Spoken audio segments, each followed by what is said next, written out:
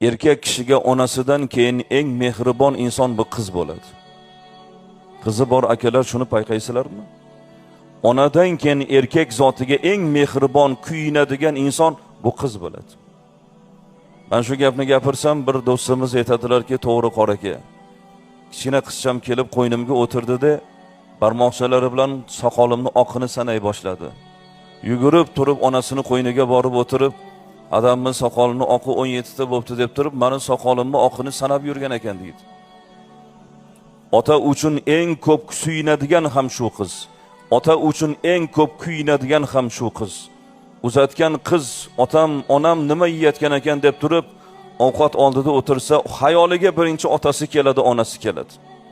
Qizinglardan bitta so'rab ko'ringlar, ona qizim, kaftingizni ochib Allohdan birinchi nimani so'raysiz deb bitta so'raylar.